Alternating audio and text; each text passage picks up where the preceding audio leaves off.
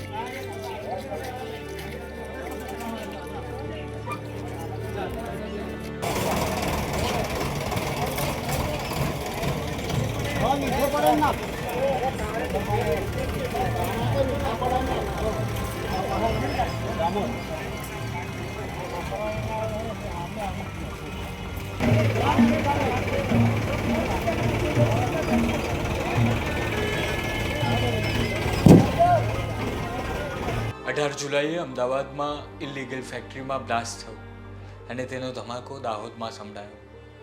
અમદાવાદમાં આવી ગેરકાયદેસર ફટાકડાની ફેક્ટરીઓ ચાલતું હોય તે નવું નથી અને દાહોદમાં પણ આવી રીતે ગેરકાયદેસર ફટાકડાની ફેક્ટરીમાં કામ કરતો શ્રમિક એ દાહોદનો હોય અને તે મૃત્યુ પામે તે પણ નવું નથી. આપણે આગળ પણ આવી ઘણી બધી ઘટનાઓ જોઈ ચૂક્યા છે, પરંતુ આ હવે સમય આવી ગયો છે.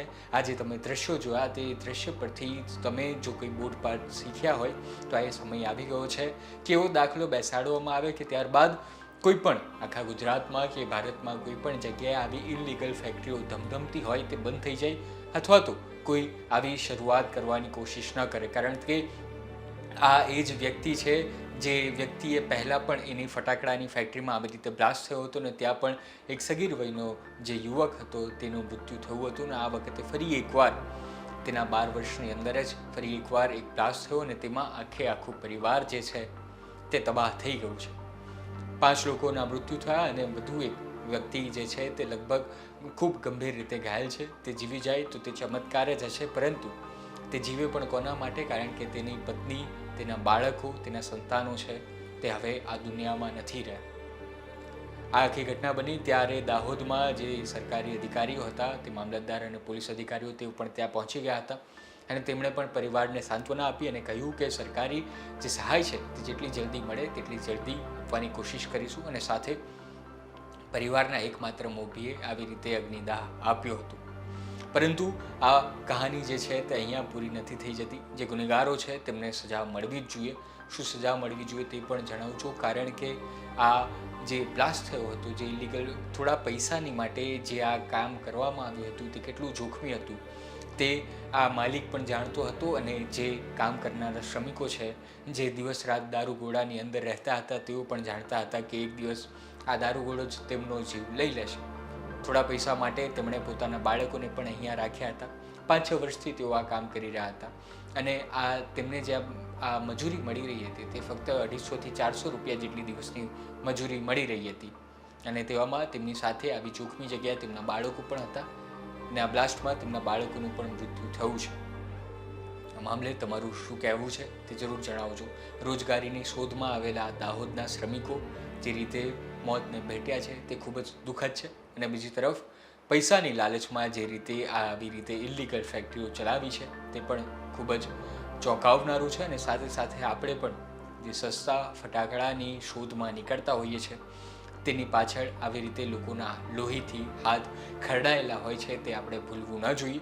સતર્ક રહેવું જોઈએ. જ્યાં પણ આવી રીતે ગેરકાયદેસર કાનૂની કાર્યવાહીઓ કામ ચાલતા હોય ત્યાં કાર્યવાહી કરાવવી જોઈએ.